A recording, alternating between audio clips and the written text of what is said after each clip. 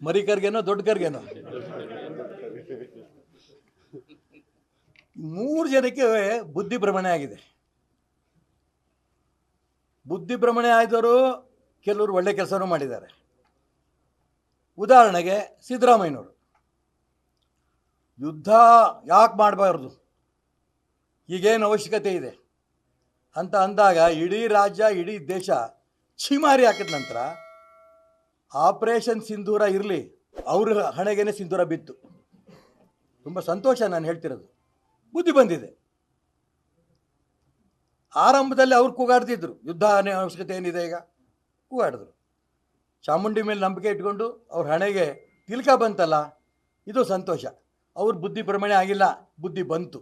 ಇವನ್ನಿಬ್ಬರು, ಒಬ್ಬ ಅರೆ ಹುಚ್ಚ ಮರಿಕರ್ಗೆ, ಏನೇನು ಅವನು ಮಾತಾಡ್ತಿದ್ದಾನೆ ಅಂತ ಅವನಿಗೆ ಜ್ಞಾನ ಇರಲ್ಲ. ದಿನ ಒಂದು ಹೇಳಿಕೆ ಕೊಡ್ತಾರೆ. ಅವರಪ್ಪ ನಾನು ಇಡೀ ದೇಶದ ಜೊತೆಗಿರ್ತೇನೆ ಅಂತ ಅವತ್ತು ಹೇಳಿದ್ರು. ಅವತ್ತು ಅವ್ರ ಅಪ್ಪನ ವಿರುದ್ಧವಾಗಿ ಅವನು ಹೇಳಿಕೆ ಕೊಟ್ಟ. ಅವನಷ್ಟೇ ಅಲ್ಲ, ಅವ್ರ ಜೊತೆಗೆ ಒಂದು ತಂಡ ಅರೆ ಹುಚ್ಚರದೊಂದು ಗುಂಪಿದೆ ಕರ್ನಾಟಕ ರಾಜ್ಯದಲ್ಲಿ, ಕಾಂಗ್ರೆಸ್ಸಿಗರು. ಹರಿಪ್ರಸಾದ್, ಅವನೆಂಥದ್ದು ಕೊತ್ತೂರು ಮಂಜುನಾಥ, ಅನಿಲ್ ಲಾಡು, ಸಂತೋಷ್ ಲಾಡು, ಆಮೇಲೆ ಇನ್ಯಾರು ಪಟ್ಟಿನೇ ಇದೆ ಅದು, ದಿನೇಶ್ ಗುಂಡೂರಾಯರು. ಇವರೆಲ್ಲರೂ ಕೂಡ ನಾವು ಈ ದೇಶದಲ್ಲಿ ಹುಟ್ಟಿದ್ದೀವಿ, ಇಲ್ಲಿ ಅನ್ನ ತಿಂದಿದ್ದೀವಿ ಅಂತ ಅಂದ್ಕೊಂಡು ದೇಶದ್ರೋಹಿ ಮುಸಲ್ಮಾನರಿಗೆ ಮೀರಿಸ್ತಾ ಇದ್ದಾರೆ ಅವರು. ಇವರೆಲ್ಲ ಅರೆ ಹುಚ್ಚರು. ಸ್ವಲ್ಪ ದಿನ ಆದಮೇಲೆ ಸಿದ್ದರಾಮಯ್ಯನ ರೂಪದಲ್ಲಿ ಅವ್ರಿಗೂ ಬುದ್ಧಿ ಬರುತ್ತೆ. ಆದರೆ ಮಲ್ಲಿಕಾರ್ಜುನ್ ಖರ್ಗೆ, ನಾನು ಇಡೀ ರಾಜ್ಯದಲ್ಲಿ ಎಲ್ಲೋದ್ರೂ ಅವ್ರದ್ದು ಉದಾಹರಣೆ ಕೊಡ್ತಿದ್ದೆ. AICC ಅಧ್ಯಕ್ಷರು ಮಲ್ಲಿಕಾರ್ಜುನ್ ಖರ್ಗೆ ಅವರು, ನಾವು ಇಡೀ ದೇಶದ ಜೊತೆ ಒಟ್ಟಿಗೆ ಇರ್ತೇವೆ, ಕೇಂದ್ರ ಸರ್ಕಾರದ ಜೊತೆ ಒಟ್ಟಿಗೆ ಇರ್ತೇವೆ ಅಂತ ಹೇಳ್ತಿದ್ದವರು, ಈ ಇದ್ದಕ್ಕಿದ್ದಂಗೆ ವರ್ಷನ್ ಚೇಂಜು.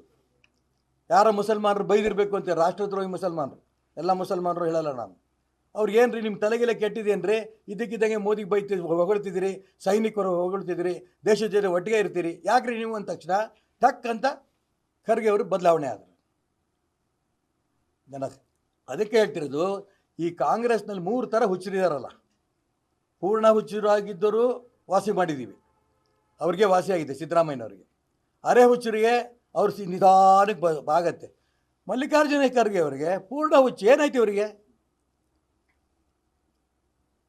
ದೇಶ ಜನ ಮೆಚ್ಚಿದ್ರು, AICC ಅಧ್ಯಕ್ಷರು ಒಳ್ಳೆ ಕೆಲಸ ಮಾಡಿದ್ದಾರೆ ಅಂತ. ಅಟಲ್ಜಿಗೆ ಮೆಚ್ಚಿದ್ರಾಗ, ಇಂದಿರಾ ಗಾಂಧಿ ಜೊತೆಗೆ ಯುದ್ಧದ ಪರ್ವ ಬೆಂಬಲ ಕೊಟ್ಟಿದ್ದೀವಿ ಅಂತ. ಹಾಗಾಗಿ ಈ 3 ಥರ ಹುಚ್ಚರನ್ನು ರಿಪೇರಿ ಆಗೇ ಆಗುತ್ತೆ ಈ ದೇಶದಲ್ಲಿ, ಇದರಲ್ಲೇ ಅನುಮಾನ ಇಲ್ಲ. ಸ್ವಾತಂತ್ರ್ಯಕ್ಕೋಸ್ಕರ ಹೋರಾಟ ಮಾಡಿದವರು ಕಡಿಮೆ ಅಲ್ಲ. ಇಡೀ ಪ್ರಾಣವನ್ನು ಕೊಟ್ಟು ತಮ್ಮ ಜೀವನ ಕೊಟ್ಟಂಥ ಸೈನಿಕರು ಹೋರಾಟ ಮಾಡಿದ್ರು. ಅವ್ರ ಕೈಲಿ ಶಸ್ತ್ರಾಸ್ತ್ರಗಳು ಒಳ್ಳೇದಿರಲೇ ಇಲ್ಲ ಮುಂಚೆ. ನಮ್ಮ ದೇಶದಲ್ಲಿ ತಯಾರಾದಂಥ ಶಸ್ತ್ರಾಸ್ತ್ರಗಳನ್ನು ಬಳಸ್ಕೊಂಡು ಪಾಕಿಸ್ತಾನವನ್ನು ಧ್ವಂಸ ಮಾಡೋಕ್ಕೆ, ಸೈನ್ಯ ಧ್ವಂಸ ಮಾಡೋಕ್ಕೆ ಯಶಸ್ವಿಯಾಗಿದ್ದಾರೆ. ಬೇರೆ ಬೇರೆ ದೇಶದವರು ನಮ್ಮ ದೇಶದ ಶಸ್ತ್ರಾಸ್ತ್ರಗಳನ್ನು ಖರೀದಿ ಮಾಡೋಕ್ಕೆ ಮುಂದೆ ಬರ್ತಾ ಇದ್ದಾರೆ.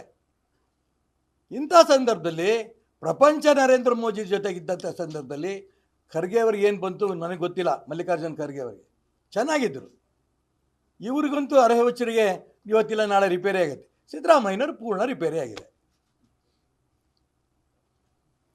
ನಾನು ಅಲ್ಲಿ ನಿನ್ನೆ ಬಿಜಾಪುರದಲ್ಲಿ ಹೇಳ್ಬಿಟ್ಟು ಬಂದೆ, ಯಾರ್ಯಾರು ಈ ದೇಶದ ಬಗ್ಗೆ, ಸೈನಿಕರ ಬಗ್ಗೆ, ಪಾಕಿಸ್ತಾನದ ಪರವಾಗಿ ಹಗುರವಾಗಿ ಮಾತಾಡ್ತಾರೆ, ಗುಂಡಿಟ್ಟು ಹೊಡೆಯಂತ ಕಾನೂನು ತರಬೇಕು ಈ ದೇಶದಲ್ಲಿ.